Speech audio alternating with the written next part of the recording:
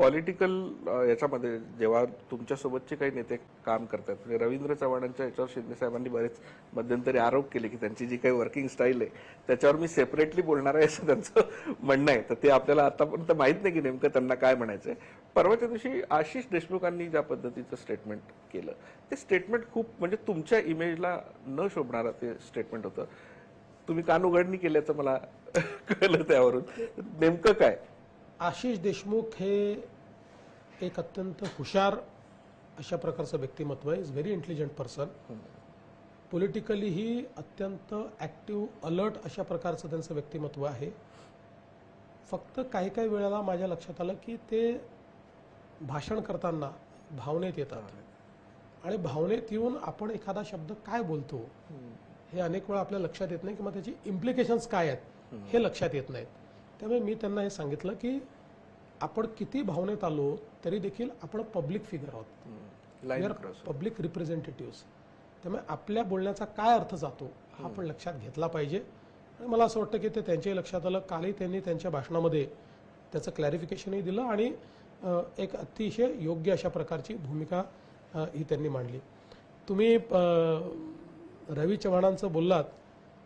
तुम्हाला आतली गोष्ट सांगतो की रवींद्र चव्हाण आणि शिंदे साहेब यांची खूप जुनी मैत्री आहे. खूप वर्ष एकत्रित दोघांनी काम केलेलं आहे. कार्यक्षेत्र एक आहे. म्हणजे शिंदे साहेब तर आता महाराष्ट्राचे नेते आहेत पण मूळ कोकणातलं कार्यक्षेत्र त्यांचं आहे. ठाणे जिल्हाच आहे. त्याच्यामुळे अनेक वेळा कॉन्फ्लिक्टिंग इंटरेस्ट येतात. त्यातनं काही गोष्टी तयार होतात. पण मला हा विश्वास आहे आता निवडणुका संपल्या दोघेही पुन्हा एका टेबलवर जेवतील आणि हे सगळे विषय संपतील आणि अतिशय चांगल्या खेळीमेळीच्या वातावरणात ते संपतील. कारण एकमेकाच्या बद्दल दोघांच्या मनात आदर आहे. रवी चव्हाणांनाही शिंदे साहेबांबद्दल आदरच आहे.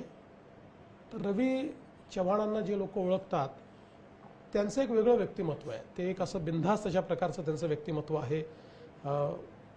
म्हणजे कुठल्याही प्रेशरमध्ये न येता काम करणारं ते व्यक्तिमत्व आहे. तर अशा व्यक्तिमत्वाचं अभिव्यक्तीचे काही वेगळ्या पद्धती असतात. पण आता मी देखील त्यांना बोललो की ते प्रदेशाचे आमचे अध्यक्ष असल्यामुळे त्यांनी आपली जी अभिव्यक्ती आहे ती कधी कधी कंट्रोलमध्ये ठेवली पाहिजे असं मी त्यांना गमतीने बोललो आहे.